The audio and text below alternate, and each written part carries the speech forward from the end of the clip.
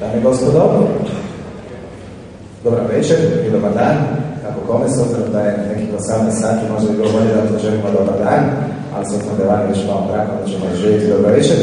I dobrodošlicu, kao i svake godine, na istom mjestu, evo, na dodilu i proglašenje najuspješnijih sportaša s invaliditetom za 2000, ovoga puta za 2006. godinu. Lijepo vas molim, iako se iza himne ne plješe obično, ali ću vas zamoliti da ipak zaplješete za vokalnu interpretaciju himne grupe Šante, koji su oni još jedan put pokazali koliko zaista mogu dobro pjevati i koristiti se sa svojim glasom.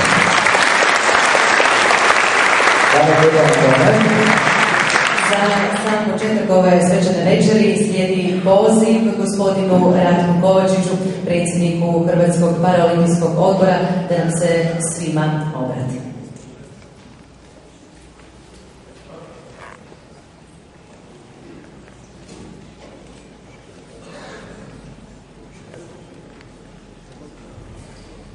Dragi sportaši, treneri, stručni djelatnici, sponzori, gosti i prijatelji sporta osoba s invaliditetom. Velika mi je čast i zadovoljstvo što smo danas opet zajedno. Posebno mi je zadovoljstvo pozdraviti gospođu Jadranku Kosor, potpredsjednicu Vlade Republike Hrvatske.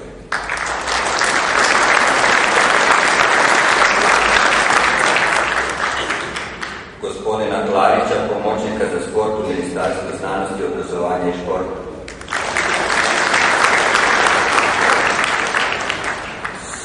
Saborsku zastupnicu gospođu Ružu Tomašević.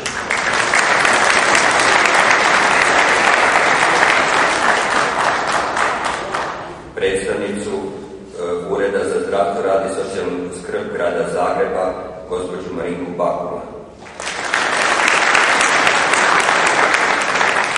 Pozdravljam članicu Vijeća Hrvatskog olimpijskog odbora, gospođu Nadu Senčar.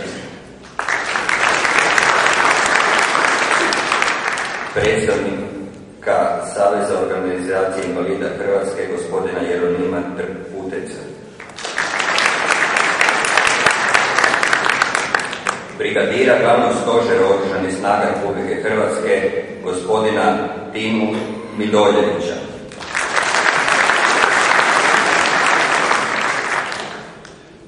gospodina Šepeca i gospodina Bašića iz Zagrebačkog športskog saveza. Pozdravljam doktora Slavka Lebana, ravnatelja Fonda za profesionalnu rehabilitaciju osoba sa invaliditetom. Pozdravljam predstavnike Kineziološkog fakulteta, gospodina Vuletu sa suradnicima. I pozdravljam dragog nam prijatelja i predsjednika Saveza za šport invalida Slovenije, gospodina Emila Murija sa suradnicima.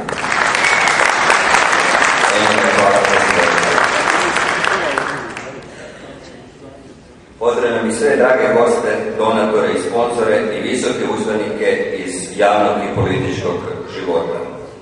Drago mi je što ste se našem pozivu odazvali u ovako velikom broju, jer time dajete poticaj sportu, a nama potvrdu da cijenite naša dostignuća, uspjehe i rezultate našeg rada i dajte nam ohrabrenje za daljnje jačanje naših aktivnosti.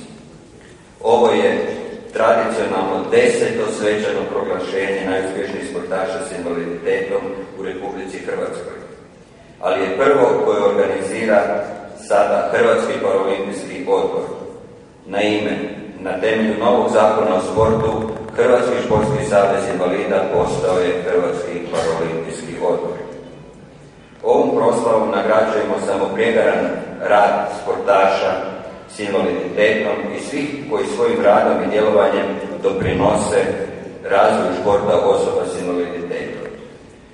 Dozvolite mi da ovom prilikom istaknem najvažnije stvari koje su se dogodile protekle godine u sportovima osoba s invaliditetom. Protekle godine nastavljen je niz godišnjih rezultata na vrhunskim sportskim natjecanjima, a najveći uspjesi postignuti su na svjetskom atledskom prvenstvu.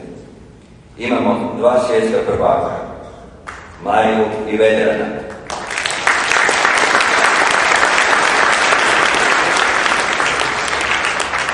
Zahvaljujem i čestitam na njihovom uspjehu, radu i doprinosu. Ovi rezultati neizmjerno raduju i ohrabruju, jer dokazuju da idemo dobrim putem i da naši programi koje stvaramo i provodimo daju rezultate, a i s optimizmom možemo gledati prema idućim paraolimpijskim igrama. Proces stvaranja kvalitetnih rezultata je dugotrajan i težak, počinje sa sportskom obukom, a samo oni najuporniji uz kvalitetan rad stižu do medalja. Ostvarili smo zapažene nastupe na zimskim paraolimpijskim igrama u Torinu, na svjetskim i europskim prvenstvima, te na odobrenim međunarodnim natjecanjima. Osvojeno je ukupno 167 medalja za Hrvatsku. Nažalost, po našem mišljenju, svi ti rezultati i nastojanja nemaju odgovarajuću medijsku popraćenost, makar to sigurno zaslužuju. U sportskom razvojnim programima mi danas imamo veliki broj mlađih osoba s invaliditetom, koji redovito provode sportske aktivnosti, te mnogi od njih brzo prolaze stepenicama sportskog razvoja, svojim predanim radom, upornošću, duhom. Danas ćemo proglasiti i mlade nade. Oni su prava garancija dobrih rezultata u idućem razdoblju. Sportom se promiče zdravlje i ljudska prava. Stoga rad sportskih programa osoba s invaliditetom ukazuje na jačanje ukupnih potencijala nacije.